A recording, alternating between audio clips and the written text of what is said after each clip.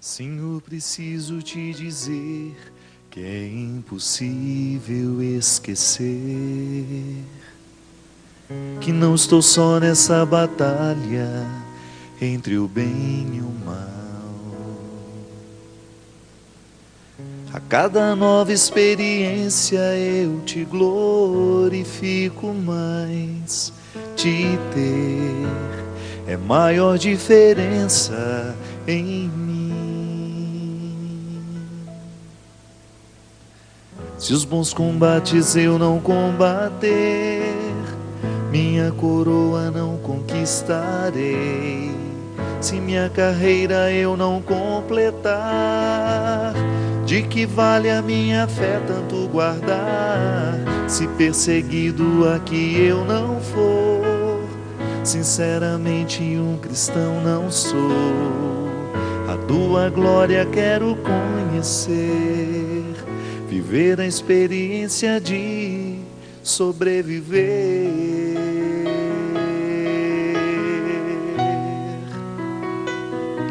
Viver pra mim é Cristo, morrer pra mim é ganho. Não há outra questão, quando se é cristão não se para de lutar. Triunfarei sobre o mal, conquistarei troféus. Não há outra questão, quando se é cristão não se para de lutar, até chegar aos céus.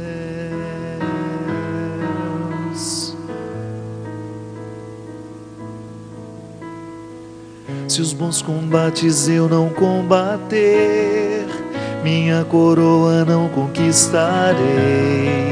Se minha carreira eu não completar, de que vale a minha fé tanto guardar? Se perseguido aqui eu não for, sinceramente um cristão não sou. A tua glória quero conhecer, viver a experiência de sobreviver.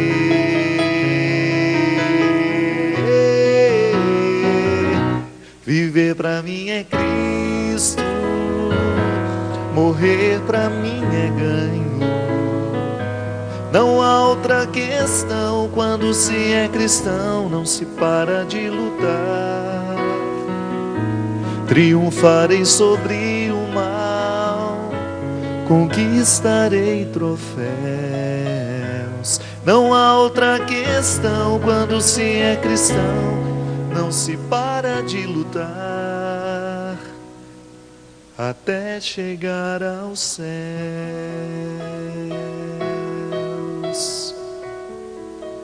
Muito boa noite, é com muito prazer que nós começamos mais um programa de Direção Espiritual. E eu desejo poder lhe encontrar assim, nesse processo de luta, cada um lutando no seu tanto, né? No seu canto, o seu tanto, naquela parcela de luta que a vida nos pede. A luta modifica, né? Há dias em que você vai ter que lutar contra você mesmo. Aliás, eu cada vez me convenço mais, se existe alguém que pode verdadeiramente nos destruir na vida, somos nós. Porque nós é que damos as regras. Nós é que ditamos as regras. Ah, padre, não é bem assim. Venha viver aqui em casa para ver. Não.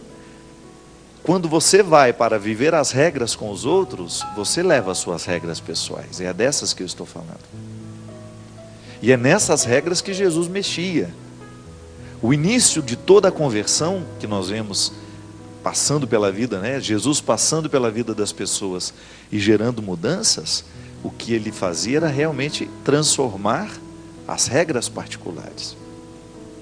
Porque quando nós temos as regras particulares modificadas, de maneira que a gente esteja sempre agindo em benefício para o nosso crescimento, para as nossas superações, vai ser muito mais fácil lidar com as regras do grupo.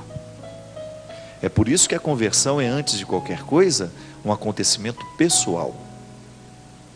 Depois você vai até ter repercussões sociais da conversão que você viveu e que está vivendo, né? Que a conversão não termina. Mas este primeiro momento é pessoal. É Deus esbarrando na nossa história, de alguma maneira nos incomodando, né? Criando dentro de nós aquele incômodo bom, que é aquela sensação de inadequação, que vai dando a gente a oportunidade de fazer a purificação de tudo aquilo que a gente pensa sobre nós mesmos, sobre os outros, a maneira como nós nos interpretamos, né? É interessante como Deus modifica isso. Quem está dentro de um processo de conversão, na verdade, está modificando também a maneira como se compreende. Quantas vezes na vida você se interpretou de maneira tão fechada, tão mesquinha? Quantas vezes na vida você deixou de alcançar vitórias, de chegar a lugares mais distantes, porque você se interpretou fraco demais? Não é assim? Quantas vezes você se interpretou com desprezo? Quantas vezes você não acreditou em você? E isso é determinante. Deus modifica isso, né? Porque Ele coloca um otimismo, um amor próprio maior. Ele ilumina a nossa consciência de forma diferente. E aí de repente a gente começa a ousar um pouco mais, a gente vai alcançando um pouco mais de coragem para vencer essas batalhas terríveis que nós precisamos vencer todos os dias. Há dias em que a gente precisa lutar um pouco mais, há dias em que a gente tem o direito do descanso, mas você pode ter certeza que a dinâmica da luta não vai terminar. E a música fala de maneira tão interessante, tão sugestiva, até chegar ao céu. Aqui, a metáfora de uma esperança, né? Na eternidade, o céu que nós esperamos, é uma metáfora tão interessante, tão sugestiva, mas esse céu se desdobra aqui na história, ele começa aqui. Então eu tenho uma meta para alcançar, e a partir desta meta, eu começo a trabalhar comigo. Esse é um projeto humano e divino ao mesmo tempo.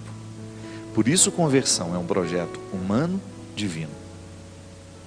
Eu me preparo para receber a eternidade e ter um bom lugar nessa eternidade, mas enquanto me preparo para ter este bom lugar na eternidade, eu vou vivendo as consequências históricas dessa santidade. Por isso que no conceito cristão, a santidade não é amórfica, não é boba, não é um sonho, não, ela tem repercussões históricas. Quando eu me decido em ser um homem santo, antes de querer a glória dos altares, eu estou querendo a vida humana com um pouco mais de equilíbrio. Antes do altar iluminado, todo santo precisa viver o equilíbrio da terra, em dar conta de costurar aí os seus avessos, de começar a alinhavar aí os seus desarranjos, aquela parte da vida, do coração, da personalidade que precisa de restauro. Ainda hoje mesmo, conversando lá em casa, a gente falava sobre isso. Como é difícil na vida a gente conseguir, a gente viver essa tranquilidade de você saber que você está fazendo a coisa certa. E é por isso que no momento em que a gente perde a estribeira, como a gente diz, quando você sente que você se deslocou do lugar em que você deveria estar, quando você abaixa a sua expectativa, ou quando você deixa de sonhar grande para você, quando você se reduz àquela pior parte que você tem, fica uma sensação de desconforto. E é aí que o processo de Deus em nós vai se acelerando cada vez mais. Quando você permite que esta inquietude gere uma atitude. Então tá bom, eu olho para a minha vida, descubro que de vez em quando eu esqueço de quem eu devo ser, me nivelo por baixo, sou um ser humano qualquer, ajo de qualquer jeito, trato mal as pessoas, me perco do equilíbrio, me distancio do referencial de bondade que eu quero viver.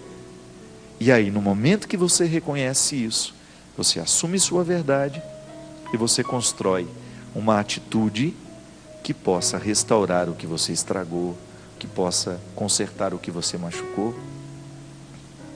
Essa é a atitude de quem quer chegar ao céu. Porque é luta. Não é fácil a gente reconhecer as podridões que nós trazemos dentro do nosso coração. Não é fácil. Não é fácil você olhar para você e reconhecer que você tem defeitos. Tanto é que você se irrita com facilidade toda vez que alguém aponta um defeito seu. Não é verdade? É ruim mesmo. Alguém olhar para você e dizer, você faz isso mal, ou te ofender, te agredir. Não é ruim, Cristo? Se alguém chega e fala, nossa, como você toca mal, né? Isso fere você. Não é verdade isso. Você toca muito bem. Só estou dando um exemplo. Mas é horrível quando a gente está aprendendo alguma coisa, não é verdade? Quando você está num processo de aprendizado e o outro vem e desmoraliza o pouco que você já sabe. Ah, só isso que você sabe? É horrível. Toda vez que alguém toca na nossa fragilidade, é natural que a gente reaja com sofrimento. Agora, você não pode fugir disso. Se você tem dificuldades de ouvir os defeitos que você tem pela voz do outro, tenha coragem de ouvir pela sua voz. Olhe para você mesmo, não tenha medo disso. É você, é sua verdade, é seu projeto. Você não é outro.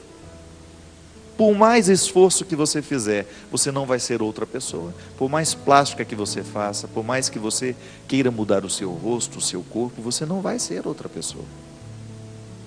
A sua essência está aí, com defeitos, com possibilidades. Agora, a partir do que você é, pode nascer um ser humano grande. Isso eu não tenho dúvida. Quantos miseráveis ficaram grandes porque acreditaram nisso? Quantas pessoas miseráveis, que não tinham quase nada aos olhos dos outros, e que de repente se ocuparam de suas essências e floresceram e ficaram grandes, e ficaram bonitos, e ficaram viçosos no jardim humano. Por quê? Porque não tiveram coragem, não tiveram medo de ouvir pela própria voz os piores defeitos que têm. Porque quando você reconhece, quando você faz esse exercício de autoanálise, de identificar para você mesmo os grandes defeitos que você traz dentro do coração, fica muito mais fácil ouvir a voz exterior. Sabe, minha gente, cada vez mais eu compreendo que a vida mística é isso. Também isso. Ela é muita coisa, né? Não vou reduzi-la. A vida mística, o verdadeiro homem que vive em Deus, a verdadeira mulher que vive em Deus, não é aquele, não é aquela que estão lá o dia inteiro dentro da igreja, na repetição de ritos, não. A vida em Deus, o primeiro fruto que nós podemos identificar é a capacidade que a pessoa tem de reconhecer os próprios erros. Isso é nobre. Essa é uma mística aperfeiçoada que nós precisamos buscar todos os dias.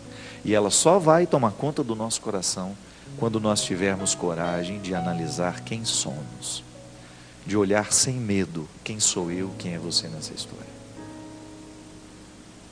Aí você vai chegar à conclusão que aquele que é você hoje é fruto de um condicionamento, de uma história vivida, de muitos palpites que vieram de fora. Cuidado, retire todos esses excessos, retire o que os outros acham de você, retire os defeitos que você foi recebendo por causa das convivências, por causa dos exemplos errados que você foi assumindo. Tente retirar tudo isso e veja uma nudez humana que todo mundo tem direito de ver. Quem sou eu, na verdade? Eu tenho muito medo de morrer sem ter sabido quem eu era, sem ter chegado à descoberta do fundamental de quem sou eu. Qual é a matriz que gera tudo isso, né? Porque o programa de direção espiritual é uma filial. O meu DVD Iluminar é uma filial. O meu livro tal é uma filial. Agora, eu sou uma matriz. De onde nasce tudo isso? Como é que estão as minhas paredes internas, né? Como é que está o meu coração? Como é que está a minha mente? Quais são os meus valores? O que eu considero importante? E aí aqui venho e me mostro naquilo que eu posso, naquilo que eu devo. A vida é assim. Você tem seus braços, né?